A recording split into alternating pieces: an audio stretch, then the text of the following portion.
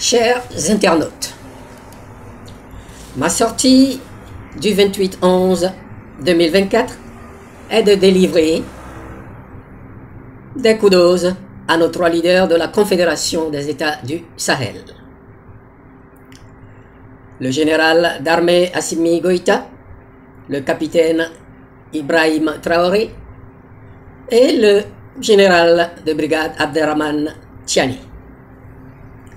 La liste de leurs réalisations est si longue que ces trois pays sciemment qualifiés de pauvres et injustement sanctionnés continuent leur chemin de reconquête de leur souveraineté dans tous les domaines. S'agissant de la défense et de la sécurité intérieure,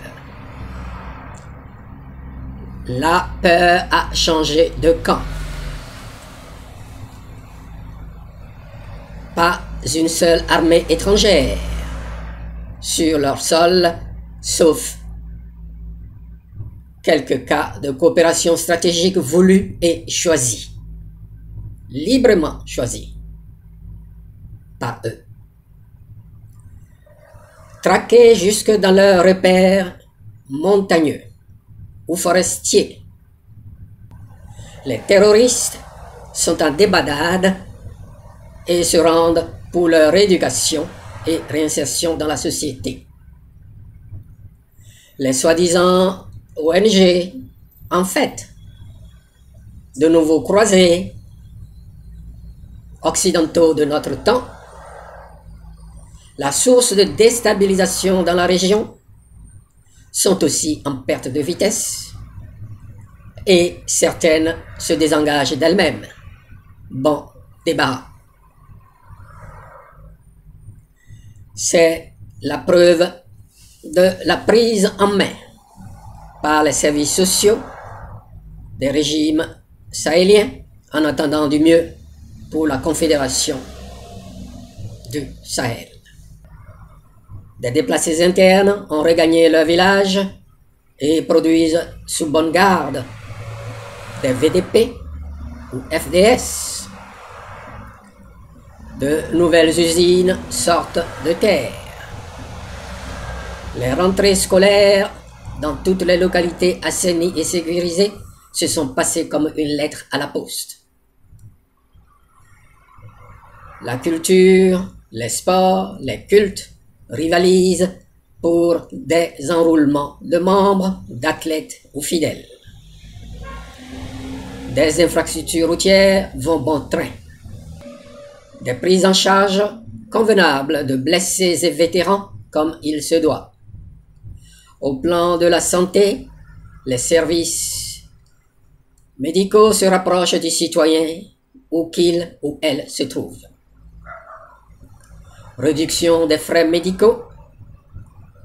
Au plan de l'approvisionnement et des prix à la consommation, des améliorations, voire de baisses spectaculaires sont annoncées sur le carburant, le ciment. Bref, de grands travaux sont programmés pour les années à venir. Au plan de la circulation des biens et des personnes et trafic téléphonique, du mieux a été récemment conclu. La réduction du train de vie de l'État dans les pays, 2/3 des budgets de souveraineté des présidents de la République et du Premier ministre dévoués aux services sociaux uniquement. Lutte contre les nuisances en col blanc, spéculateurs et commerçants véreux s'intensifie. Au plan diplomatique, en dehors de la récente expulsion de l'ambassadeur de l'Union européenne, Son Excellence Salvador Pinto da Franca, tout se passe merveilleusement bien avec les autres corps diplomatiques. À retenir, très important pour nous, le délai d'un an statutaire de la CEDEAO sera consumé au 28 janvier 2025. Donc, dans 2 mois, les 3 pays pourront faire leurs adieux statutaires à la CEDEAO, phagocytée, comme nous le savons, par l'OTAN et l'oligarchie financière occidentale, dont la France-Afrique.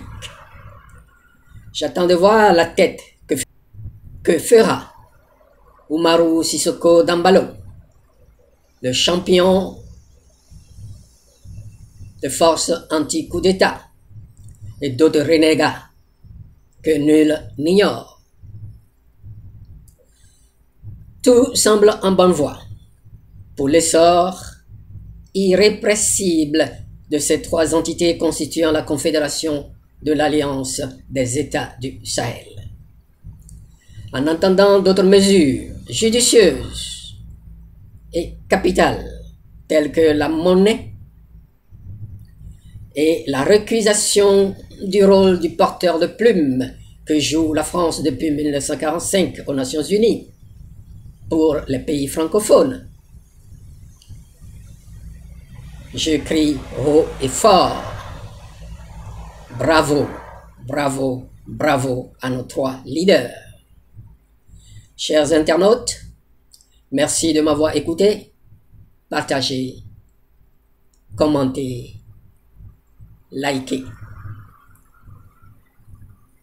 À plus tard.